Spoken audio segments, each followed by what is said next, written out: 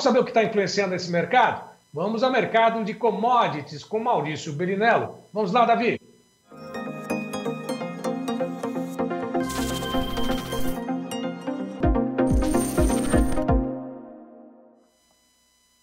Maurício, boa tarde, como vai? Tudo bem?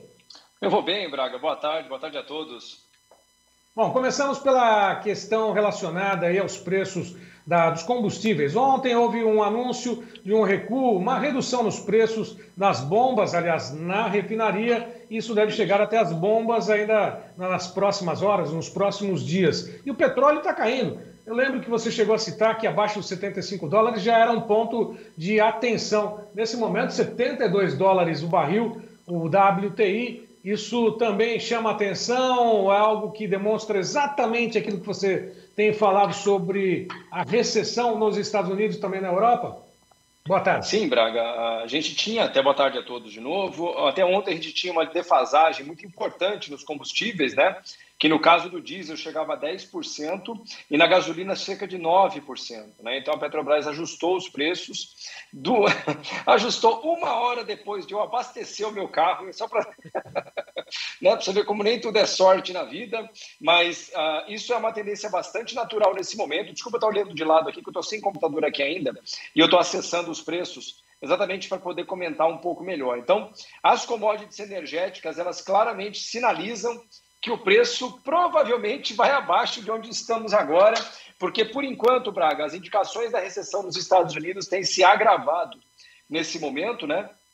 As primeiras indicações sobre as vendas no varejo, na Black Friday, não são nada animadoras, né? E agora, inclusive, com novas variantes ligadas à situação na Europa, que vem piorando e se deteriorando de novo, e a China, que no fim das contas está na moita e que ninguém sabe o que está fazendo, ou seja, o mercado está com uma grande perspectiva de indefinição à frente, né? Uma brincadeira, eu estou torcendo para não perder os $70, porque se perder os $70, Braga, por mais que seja um bom indicador de inflação, mas é um péssimo indicador de atividade econômica, ou seja, se o petróleo vier abaixo de $70, significa claramente que os maiores operadores do mundo, né, estão claramente com a perspectiva de que a coisa vai piorar muito à frente. Então, é isso, a gente fica em cima da faca, não cai o petróleo, porque senão a situação fica muito ruim. Ao mesmo tempo, se o petróleo for abaixo de 70, o preço dos combustíveis pelo menos cai, né, Braga?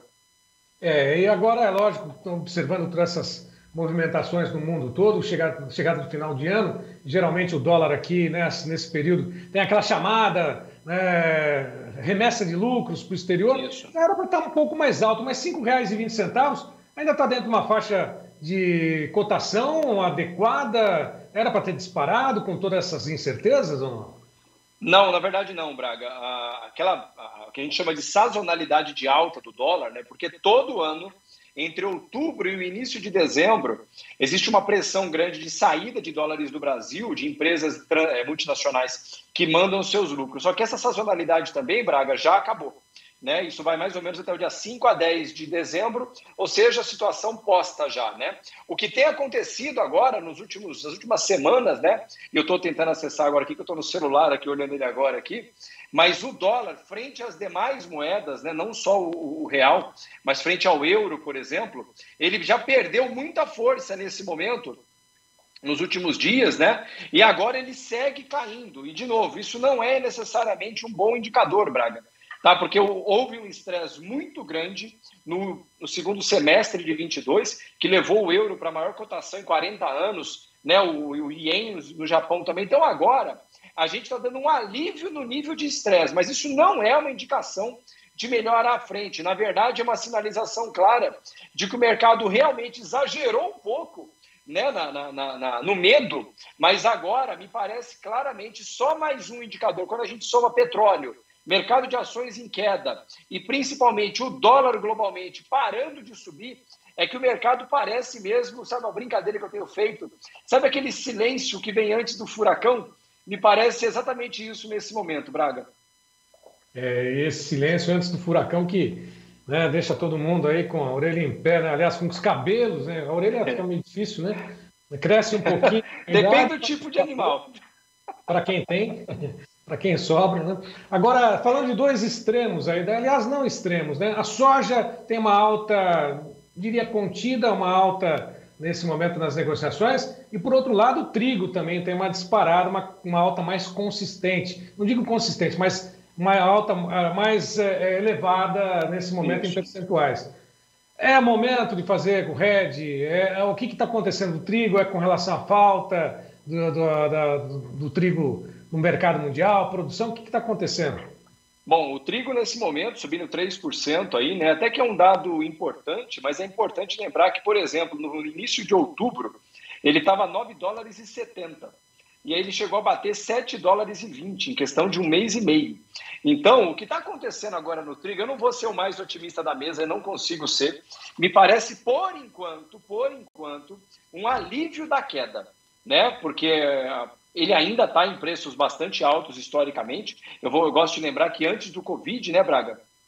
Esse contrato de trigo, por exemplo, vou pegar o contrato de referência aqui, porque aí pelo menos eu pego um dado aproximado mais confiável, né? Mas antes do Covid mesmo, né, a gente tinha preços na casa dos $4.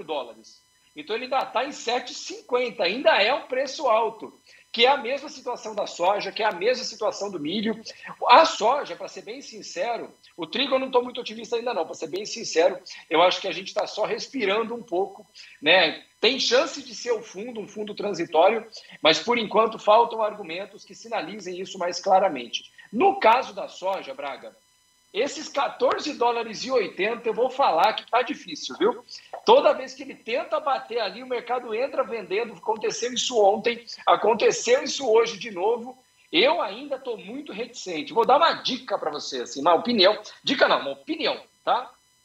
Se eu fosse agricultor, olhasse para as minhas margens e falasse, ó, 14,70, 14,80, tá me deixando uma boa margem, eu dava uma olhada numa proteção aí, viu? Aí, portanto, né, lógico... Mas é uma opinião. Tá dando uma dica de ouro, né? Uma dica que vale alguns dólares aí por bushel, por dizer assim, né?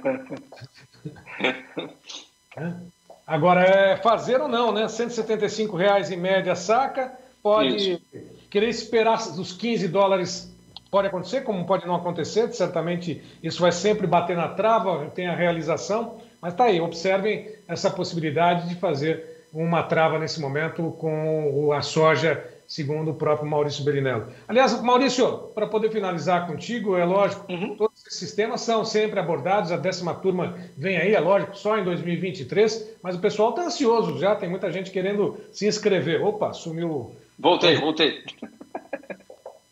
Todo mundo querendo participar da 10ª turma, né, da formação do mercado de introdução aos commodities agrícolas. Né? Quem está participando... está fazendo uma propaganda danada, né? Está falando um para o outro e todo mundo já começa aquele raciocínio de pólvora. Opa, vamos lá para o Maurício Bellinello, vamos lá o João Batista Olive, estão fazendo uma coisa bacana de proteção de preços, né? É isso, Braga. A gente não tem turma mais esse ano, né? A próxima turma deve acontecer em fevereiro, provavelmente do ano que vem, passado as festas e tudo mais, né? Mas é isso. Esse é o tipo de conhecimento, né, Braga, que você carrega para o resto da sua vida, né? E muita gente, inclusive os nossos alunos, tem trazido seus filhos, seus netos, seus sobrinhos, seus primos, que vão eventualmente herdar as operações agrícolas, para que isso se torne a realidade deles. Ou seja, assim como hoje falar em mecanização da agricultura há 20 anos atrás era falar uma coisa muito feia, e hoje é o novo normal, a nossa instrução é exatamente essa, que a nova geração que vem para assumir tem essas estratégias de defesa de preços como algo normal, algo que é do dia a dia, né? Então, é isso, o mercado vai subir, o mercado vai cair, vai ter vezes que a safra é melhor, que a safra é pior, clima melhor, clima pior, a pergunta não é essa.